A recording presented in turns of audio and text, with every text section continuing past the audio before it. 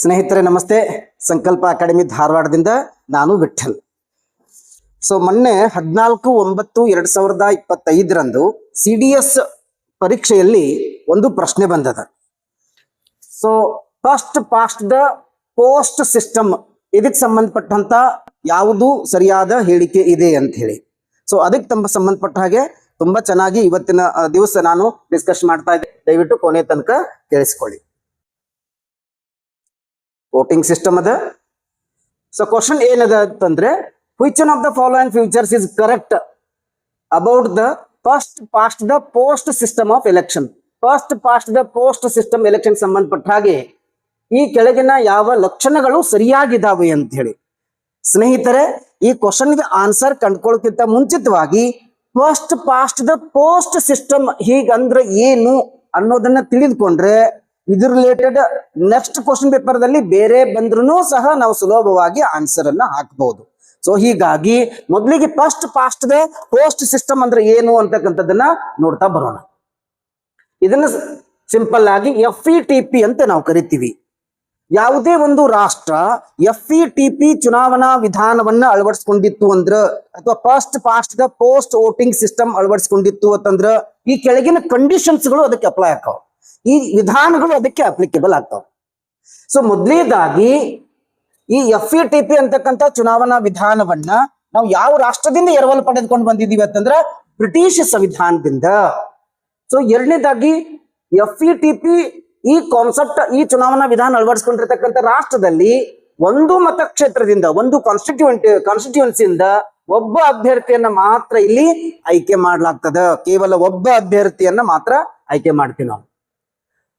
ಇಲ್ಲಿ ಭಾರತದಲ್ಲಿ ಈ ವಿಧಾನವನ್ನ ಲೋಕಸಭಾ ಮತ್ತು ವಿಧಾನಸಭಾ ಚುನಾವಣೆಗಳಲ್ಲಿ ನಾವು ಬಳಕೆ ಮಾಡ್ತೀವಿ, FETP ಚುನಾವಣಾ ವಿಧಾನವನ್ನ.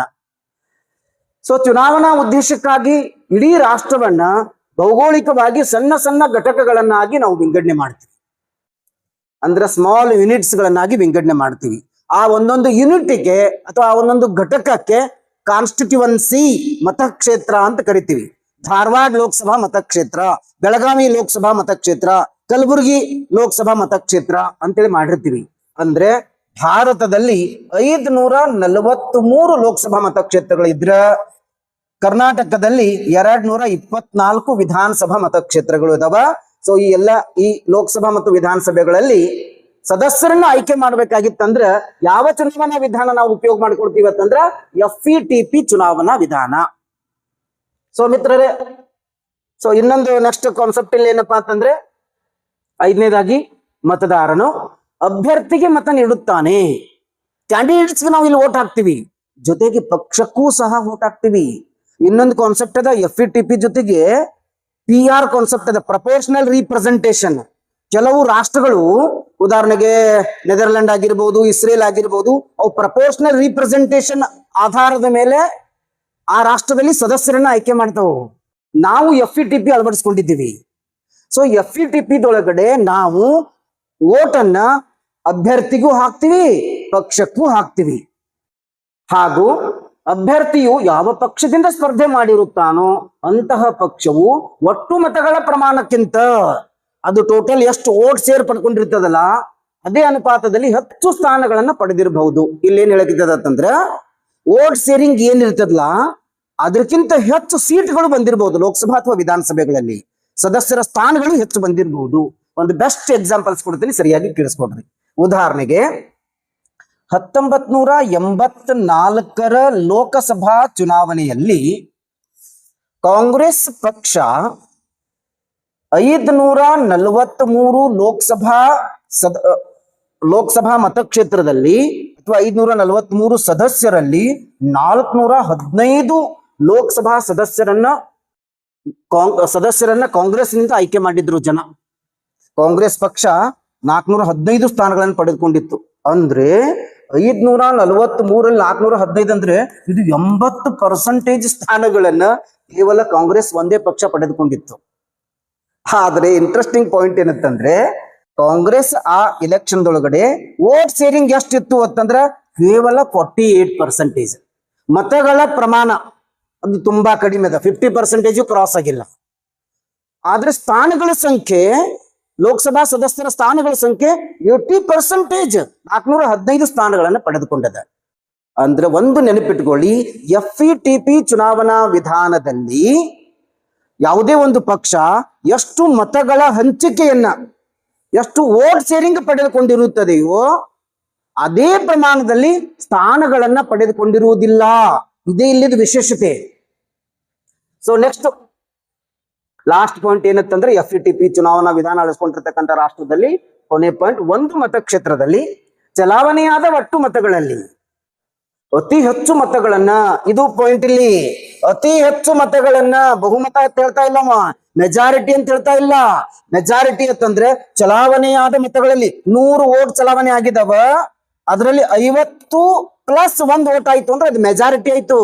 ಇಲ್ಲಿ ಮೆಜಾರಿಟಿ ಅಂತ ಹೇಳ್ತಾ ಇಲ್ಲ ಅವನು, ಅತಿ ಹೆಚ್ಚು ಮತಗಳನ್ನ ಪಡೆದ ಅಭ್ಯರ್ಥಿಯನ್ನು, ಗೆದ್ದ ಅಭ್ಯರ್ಥಿ ಅಂತ ಘೋಷಣೆ ಮಾಡ್ಲಾಗ್ತದೆ. ಇದಕ್ಕೊಂದು ಬೆಸ್ಟ್ ಎಕ್ಸಾಂಪಲ್ ನಿಮ್ಗೆ ಕೊಡ್ತೀನಿ ನಾನು. ಸೊ ಪ್ಲೀಸ್ ಇಲ್ಲಿ ನೋಡ್ರಿ, ಒಂದು ಹಾಸ್ಟೆಲ್ ಇದೆ. ಹಾಸ್ಟೆಲ್ದೊಳಗಡೆ ವಾರ್ಡನು ವಿದ್ಯಾರ್ಥಿಗಳು ಸಾಮಾನ್ಯವಾಗಿ ಇದ್ದೇ ಇರ್ತೀವಿ. ಸೊ ಇಲ್ಲಿ ಒಂದು ಪ್ರಾಬ್ಲಮ್ಸ್ ಏನಾಯ್ತಂದ್ರೆ, ವಿದ್ಯಾರ್ಥಿಗಳ ಮಧ್ಯದಲ್ಲಿ ಬೆಳಗಿನ ಟಿಫಿನ್ ನಮಗ್ ಇಡ್ಲಿ ಬೇಕು ಅಂತ ಕೆಲವೊಂದಿಷ್ಟು ಜನ, ದೋಸಾ ಬೇಕು ಅಂತ ಕೆಲವೊಂದಿಷ್ಟು ಜನ, ಉಪ್ಪಿಟ್ಟು ಬೇಕು ಅಂತ ಕೆಲವೊಂದಿಷ್ಟು ಜನ, ಅವಲಕ್ಕಿ ಬೇಕು, ಪಡ್ಡು ಬೇಕು, ಯಾರ್ಯಾರಿಗೆ ಯಾವ್ಯಾವ್ದು ಇಷ್ಟಲ್ಲ ಅದ್ ಬೇಕು ಬೇಕು ಅಂತ ಹೇಳಿ ನಿಂತರು. ಹಾಸ್ಟೆಲ್ ವಾರ್ಡನ್ಗೆ ದೊಡ್ಡ ತಲೆನೋವು ಆಯ್ತದ. ಅದಕ್ಕಾಗಿ ಹಾಸ್ಟೆಲ್ ವಾರ್ಡನ್ ಎಲ್ಲಾ ವಿದ್ಯಾರ್ಥಿಗಳು ಕರೆದು ಹೇಳಿದ, ನೋಡಿ ಇದು ಈ ರೀತಿ ಗಲಾಟೆ ಮಾಡೋದು ಸರಿಯಲ್ಲ. ನಾಳೆ ಬೆಳಗಿನ ಟಿಫಿನ್ ಹಾಸ್ಟೆಲ್ದೊಳಗಡೆ ಏನ್ ಆಗ್ಬೇಕು, ಏನ್ ಮಾಡ್ಬೇಕು ಅನ್ನೋದ್ರ ಕುರಿತು ನಾವು ಚುನಾವಣೆ ಮಾಡ್ತೀವಿ. ಸೊ ನೀವು ಅಲ್ಲಿ ಮತಗಳನ್ನ ಹಾಕ್ರಿ, ಅತಿ ಹೆಚ್ಚು ಮತಗಳನ್ನ ಯಾವ ಟಿಫಿನ್ ಬರ್ತಾವಲ್ಲ ಆ ಟಿಫಿನ್ ಡೈಲಿ ನಾನು ಮಾಡಿಸ್ತೀನಿ ಅಂತ ಹೇಳ್ತಾರೆ. ವಿದ್ಯಾರ್ಥಿಗಳು ಅಫ್ಕೋರ್ಸ್ ಇದಕ್ಕೆ ಒಪ್ಕೊಂಡ್ ಬಿಡ್ತಾರ. ಸೊ ನೆಕ್ಸ್ಟ್ ಡೇ ಬರ್ತದ, ಒಟ್ಟು ವಿದ್ಯಾರ್ಥಿಗಳ ಸಂಖ್ಯೆ ಹಾಸ್ಟೆಲ್ದೊಳಗಡೆ 100, ಅದರಲ್ಲಿ ಉಪ್ಪಿಟ್ಟಕ್ಕ ನಿಮ್ದು ಇಂಟ್ರೆಸ್ಟಿಂಗ್ ಬೆಸ್ಟ್ ಉಪಹಾರ ಇದೇ ಆಗಿರ್ಬೋದು. ಉಪ್ಪಿಟ್ಟಕ್ಕೆ 35 ವೋಟ್ ಬರ್ತಾವ, ಅವಲಕ್ಕಿಗೆ 10 ಬರ್ತಾವ, ದೋಸಾಕ್ 15 ಬರ್ತಾವ, ಇನ್ನು ಇಡ್ಲಿ 25 ವೋಟ್ಗಳು ಬರ್ತಾವ, ಪಲಾವಕ್ಕೆ 5, ಪಡ್ಡಕ್ಕೆ 10. ಸೊ ಇಲ್ಲಿ FETP ವಿಧಾನ ಸರಿಯಾಗಿ ನೀವು ತಿಳಿದುಕೊಳ್ಬೇಕಾಗಿತ್ತು. ಇದು ಬೆಸ್ಟ್ ಎಕ್ಸಾಂಪಲ್ ಅದ. ಇದು ಪಕ್ಕಾ FETP ವಿಧಾನ ಇದು. ಇಲ್ಲಿ ಅಥವಾ ನಿಮ್ದು ಒಂದು ಲೋಕಸಭಾ ಮತಕ್ಷೇತ್ರ ಅದ, ಆ ಲೋಕಸಭಾ ಮತಕ್ಷೇತ್ರದ ಒಬ್ಬ ಅಭ್ಯರ್ಥಿ ಹೆಸರು ಉಪ್ಪಿಟ್ಟು ತಿಳ್ಕೊಡ್ರಿ, ಒಬ್ಬ ಅಭ್ಯರ್ಥಿ ಹೆಸರು ಅವಲಕ್ಕಿ ತಿಳ್ಕೊಡ್ರಿ, ಒಬ್ಬ ಅಭ್ಯರ್ಥಿ ಹೆಸರು ದೋಸಾ ತಿಳ್ಕೊಡ್ರಿ, ಇನ್ನೊಬ್ಬ ಇಡ್ಲಿ, ಇನ್ನೊಬ್ಬ ಪಡ್ಡ, ಇನ್ನೊಬ್ಬ ಫಲಾವ್ ಅಂತ ತಿಳ್ಕೊಂಡ್ ಬಿಡ್ರಿ. ಇದರಲ್ಲಿ ಕಾನ್ಸೆಪ್ಟ್ ಏನದ, ಯಾವ ಅಭ್ಯರ್ಥಿಯು 50% ಪ್ಲಸ್ ವೋಟ್ಗಳನ್ನ ಪಡೆದುಕೊಂಡಿಲ್ಲ, ಆದ್ರೆ ಉಪ್ಪಿಟ್ಟಿಗೆ ಹೆಚ್ಚು ಮತಗಳು ಬಂದಿದಾವ.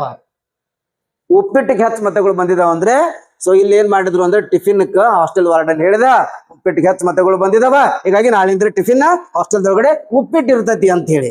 ಲೋಕಸಭಾ ಚುನಾವಣೆಯೂ ಸಹ, ವಿಧಾನಸಭಾ ಚುನಾವಣೆಯೂ ಸಹ ಪಕ್ಕಾ ಈ ಆಧಾರದ ಮೇಲಿನ ನಡೀತದ.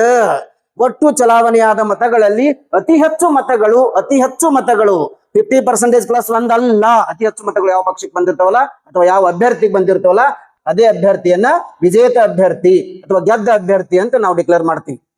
ಸೊ ಇದಿಷ್ಟು FETPಗೆ ಸಂಬಂಧಪಟ್ಟ ಹಾಗೆ. ಈಗ ಪ್ರಶ್ನೆ ಏನದ ಅಂತ ನೋಡೋಣ ಇನ್ನೊಂದ್ಸರಿ. ಕ್ವಶನ್ ನೋಡ್ರಿ, which one of the following features is correct about the first past the post system of election.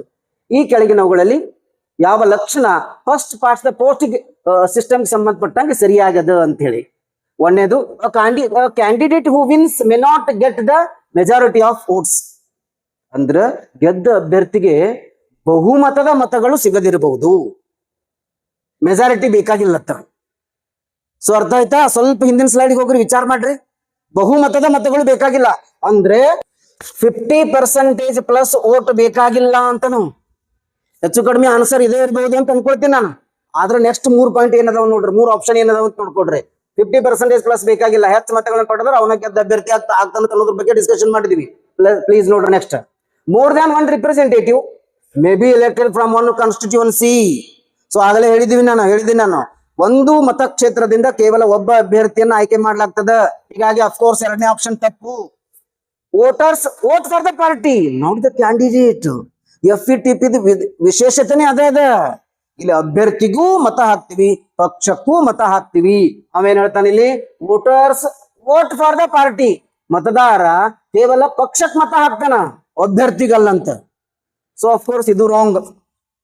Every party gets seats in the legislature in proportion to percentage of votes that it gets.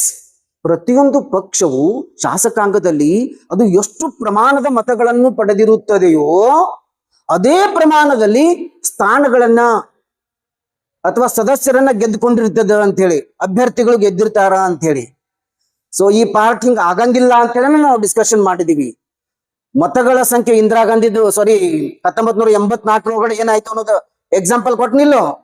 ಅಲ್ಲಿ vote sharing ತುಂಬಾ ಕಡಿಮೆ ಇತ್ತು, ಅದ್ರ ಅಭ್ಯರ್ಥಿಗಳ ಸಂಖ್ಯೆ ತುಂಬಾ ಹೆಚ್ಚಿತ್ತು, 80% ಇತ್ತು. So ಈಗ ಈ ಆಪ್ಷನ್ ಸಹ, ಡಿ ಆಪ್ಷನ್ ಸಹ ರಾಂಗ್ ಆಗ್ತದ. ಹಾಗಾದ್ರೆ ನಿಮ್ದು ಕರೆಕ್ಟ್ ಆನ್ಸರ್, ಪಕ್ಕಾ ಆನ್ಸರ್ ಯಾವ್ದಾಗಿರ್ತದೆ ಹೇಳ್ರಿ? 1ನೇ ಆನ್ಸರ್. So thank you.